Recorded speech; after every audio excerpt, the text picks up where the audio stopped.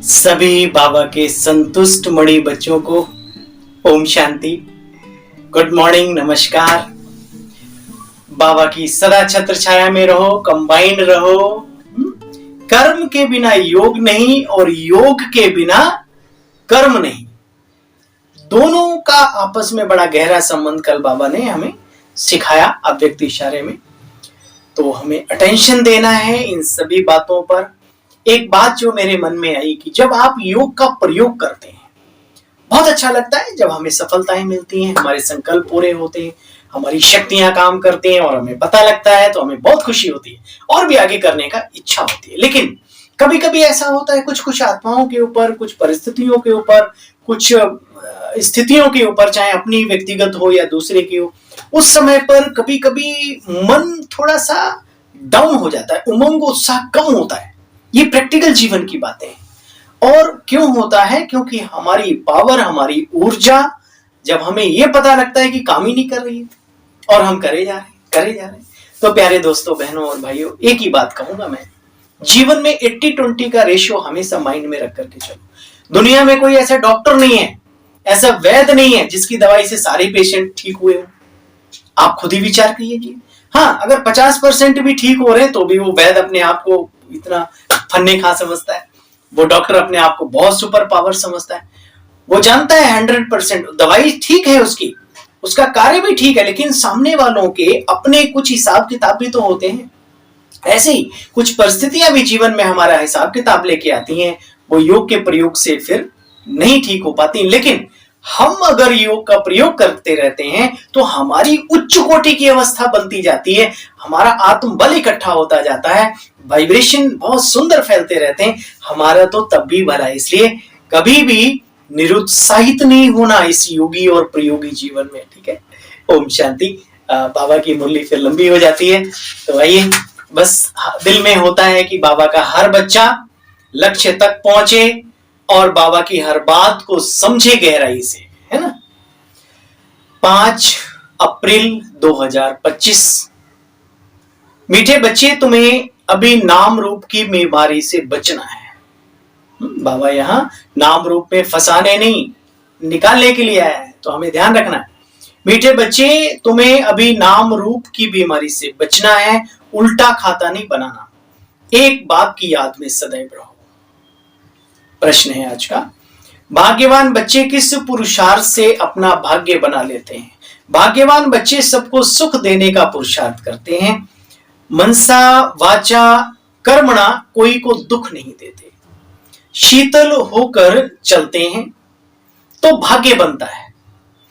तुम्हारी यह student life है बच्चे, अब तुम्हें गुटके नहीं खाने, अपार खुशी में रहना है, गदगद हमेशा। अपने को भी लगे मुझे कुछ मिला है और अपने को देखकर दूसरे को भी लगे कि इन्हें कुछ मिला है, वो खुशी हमेशा कायम रखनी है। वो बात हमेशा याद रखो, मैं बीच बीच में बोलता रहता हूं, जिंदगी जिंदा दिली का नाम है दोस्तों, मुर्दे क्या खाक जिया करते हैं। इसलिए मुर्दा दिली नहीं, जिंदा दिली के साथ जिंदगी को सफल करो। भगवान मिला है और क्या चाहिए बताओ?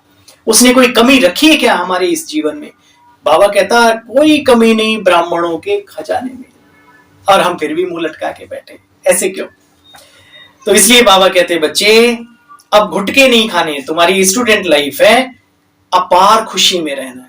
गीत बजा है, तुम ही हो माता पिता, तुम ही हो बंधु च सखा, तुम ही हो, तुम्हें विद्या द्रविड़ मम देव देवा। हे प्रभु, विद्या के दाता भी आप ही हो, यानी ज्ञान के सागर।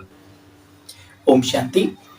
सभी बच्चे मुरली सुनते हैं, जहां भी मुरली जाती है सब जानते हैं कि जिसकी महिमा गाई जाती है वो कोई साकार नहीं है बच्चों, निराकार की महिमा है। निराकार साकार द्वारा अभी सन्मुख मुरली सुना रहे हैं।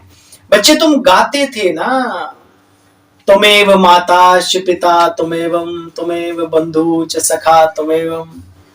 बच्चे देखो, अभी बाप कहते मैंने इसमें प्रवेश किया है, मैं वही इसमें हूं जिसकी महिमा स्लोगन दोहे गाते रहे जिंदगी भर नहीं, आधा कल्प।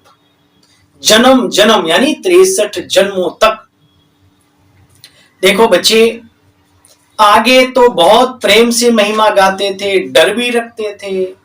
अभी तो वह यहाँ शरीर में आए हैं, जो निराकार था वो साकार में आया है। वो बैठ बच्चों को दुनिया नहीं जानती कि वो आखिर क्या सिखला रहे हैं। बताओ, राजयोग सिखला रहे हैं, राजाओं का राजा बनाने की कला सिखा रहे हैं। बाबा समझाते बच्चों पर माया का वार होता रहता। हाँ बाबा, होता तो रहता है भाई, हमारे ऊपर भी होता रहता है। माया तो कई रूपों में आती है ना।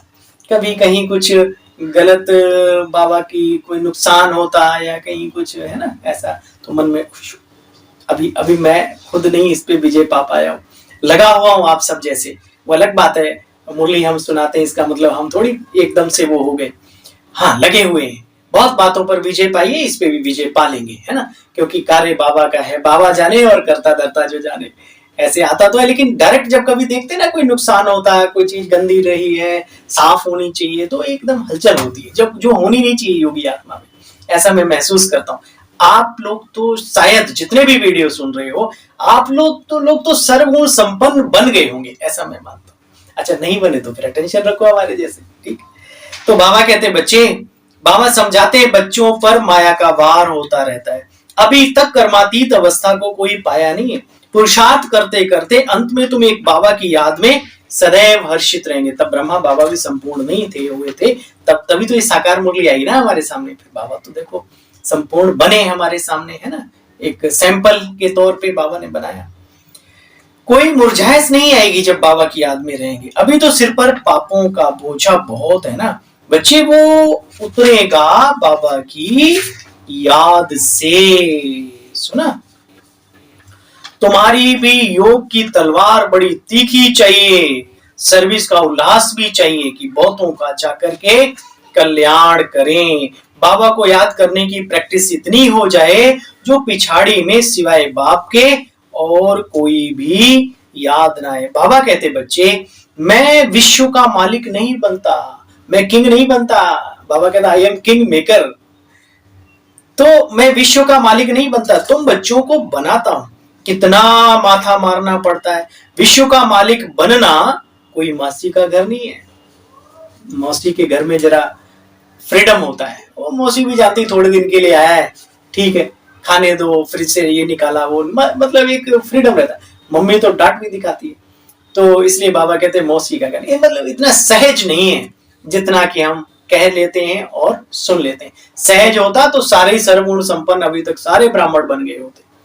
कितना माथा मारना पड़ता है। सपूत बच्चों को तो आप ही होना लगा रहेगा, छुट्टी लेकर के भी सर्विस में जाना चाहिए। हाँ, बाबा की सेवा के लिए भागना चाहिए।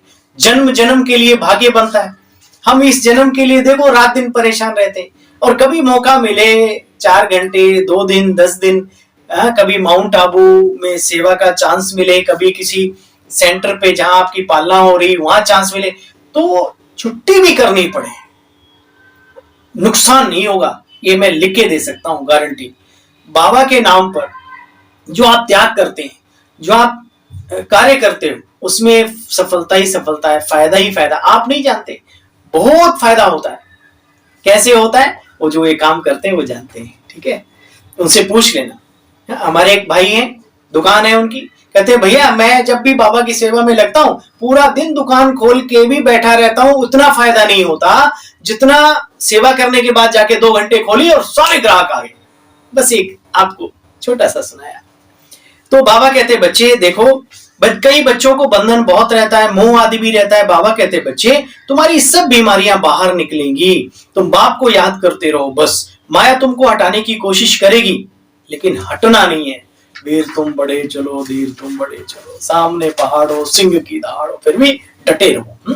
बाबा की याद को कभी नहीं छोड़ो। चाहे रसातल में भी अगर समस्या या कोई ऐसी चीज ले जाए, वहां पर भी योग आपको भी लगता नहीं, लगता क्यों नहीं है? जब बाबा कह रहे हैं अरे दुनिया वाले जब भगवान को याद कर सकते तो हम नहीं करेंगे, कमाल है।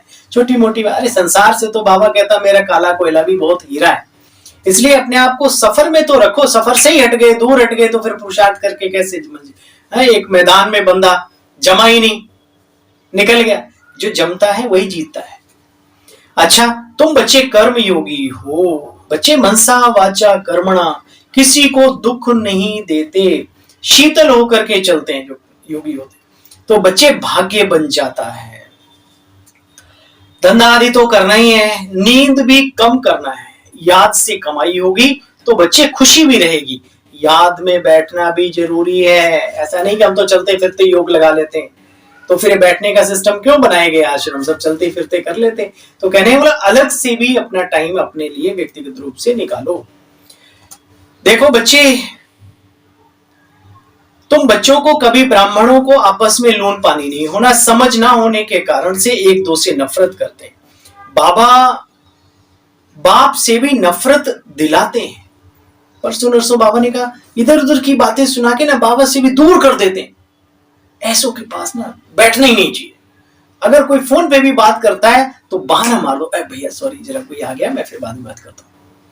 बाबा के साथ जो जोड़ने का काम करे, बाबा के साथ लिंक अच्छा जोड़े, उसके साथ भले करो।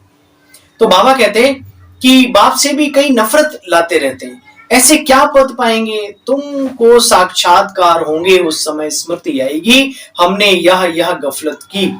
बाप फिर कह देते तकदीर में नहीं है तो कर क्या सकते, राजधानी बन रही है। अच्छा, मीठे मीठे स्किल्दे बच्चों प्रति माता पिता बाप दादा का याद प्यार और गुड मॉर्निंग। रूहानी बाबा की रूहानी बच्चों को नमस्ते, तो रूहानी बच्चों की भी बाबा आपको नमस्ते नमस्ते।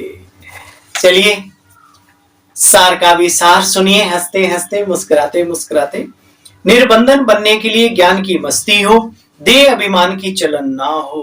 देहधारियों से प्यार है तो बंधन मुक्त नहीं हो सकते, चाहे वो अच्छे संबंध भी दुनिया में होते ना। कईयों को वही याद आते रहते हैं, जैसे माँ है, बहन है, भाई है ना, पत्नी है, पति है, बेटे हैं। तो कहने वालों अभी हमें मिला क्या है, उन्हीं की यादों में रमे रहोगे तो फिर भगवान को कब याद करोगे। बाबा उनका भी ख्याल रखेगा, चिंता नहीं करो। जब आप एक योगी जीवन जीते हो तो बाबा कहता है उसका प्रभाव सबको सुरक्षा प्रदान करता है। सीखो इन बातों को। बाबा कहते बच्चे कर्म योगी बनकर रहना है, याद में जरूर बैठना, आत्माभिमानी बन, बहुत मीठा शीतल बनने का पुरुषार्थ करना है। लिखो कभी, मैं शीतल देव हूं, शीतल देविया हूं, मेरे नैनों से शीतलता के वाइब्रेशन जाते हैं, मेरा ओरा लोगों को एक रूहानियत की ठंडक प्रदान करता है। लिखो, ये तो कर देते हैं कि मैं ईश्वमान में हूं, मैं ये हनुमान हूं, मैं अंगद हूं, मैं दुर्गा काली खप्पर वाली, मेरा वचन न जाए खाली, वो सब ठीक है। लेकिन कभी कभी शीतला देवी भी तो होती है, नहीं तो सुकुमार भी तो होते। तो कहने का मतलब अपने आप को ऐसे सम्मान दो जिससे जीवन में बहुत परिवर्तन जल्दी जल्दी आ जाए। ठीक है, बाबा कहते बच्चे सर्विस में हड्डियां देनी है। बाबा ने कहा था ना छुट्टी लेके भी सर्विस करनी चाहिए ऐसे यज्ञ की, तो जिस यज्ञ से हमारा जीवन इतना ऊंचा बनता है। चलो खुद नहीं कर सकते, लेकिन जो सेवा कर रहे हैं उनके कंधे से कंधा तो मिलाओ। जिन बहनों ने अपना पूरा जीवन लगाया हुआ है, जिन भाइयों ने पूरा समर्पण सब कुछ जीवन कर दिया ईश्वरीय कार्य के लिए, समाज की सेवा में, तो उनके साथ तो खड़े रहो, उन्हें बाकी चीजें प्रोवाइड करो ताकि उन्हें जीवन में कोई कठिनाई ना आए। हाँ, मैं वैसे कह रहा हूँ भाई कि गांव में है कोई दीदी साइकिल से सेवा करने जाती है, अब जमाना रहा नहीं, फिर भी अभी है बहुत कुछ तो उसे अगर आपके पास है आप एक स्कूटी ले दो, नहीं तो पुरानी लेके दे दो। मैं एक बात कह रहा हूँ, कोई अभी गर्मी का मौसम आ रहा है उत्तर भारत में, है एक कूलर की व्यवस्था कर दो। है अच्छी नींद आएगी तो तपस्या करेगी सुबह बैठ के वो आत्मा, तो आपको दुआएं मिलेंगी, ऑटोमेटिक ही मिलेंगी। तो ऐसे कार्यों को भी करना चाहिए, ये भी एक सेवा है। अच्छा, तो बाबा कहते हैं बच्चे सर्विस में हड्डियां भी देनी है, शरीर भी लगाना चाहिए, कंचन काया पानी। वरदान, श्रीमत से मनमत और जन्मत की मिलावट को समाप्त करने वाले सच्चे सच्चे स्व कल्याणकारी आत्मा भव। बाबा ने बच्चों को सभी खजाने स्व कल्याण और विश्व कल्याण के प्रति दिए हैं, लेकिन उन्हें व्यर्थ की तरफ लगाना, अकल्याण के कार्य में लगाना, श्रीमत में मनमत और जन्मत की मिलावट करना, यह अमानत में खयानत है बच्चे। अब यह खयानत और मिलावट को समाप्त करो, रूहानियत और रहम को धारण करो, अपने ऊपर और सर्व के ऊपर रहम कर स्व कल्याणकारी बनो। स्वयं को देखो, बाप को देखो, औरों को नहीं देखो, वही व्यक्ति आगे बढ़ सकता है। इधर उधर की सीन देखने में रहोगे तो मंजिल से पता नहीं कहां टकरा जाओ, खड्डे में गिर जाओ, है ना। तो अपने लक्ष्य पर अटेंशन दो। स्लोगन, सदा हर्षित वही रह सकते हैं जो कहीं भी आकर्षित नहीं होते, है ना। इधर खींचे उधर खींचे उधर खींचे, तुम्हारी अपनी खुद की जिंदगी क्या रहेगी बताओ। इसलिए सदा हर्षित वही रह सकते हैं जो कहीं भी आकर्षित नहीं होते, ना खाद्य पदार्थों में, ना अपने शरीर में, ना दूसरों के शरीरों में, ना व्यवस्थाओं में। अपना बाबा की तरफ एक ही नजर लग गई ना, बस उसी की तरफ हो गए। अव्यक्त इशारा है, कंबाइंड रूप की स्मृति से बचे सदा विजयी बनो। डिटेल है, बाबा और हम दोनों कंबाइंड हैं, करण करावनहार करा रहा है और करने के निमित्त मैं आत्मा हूं।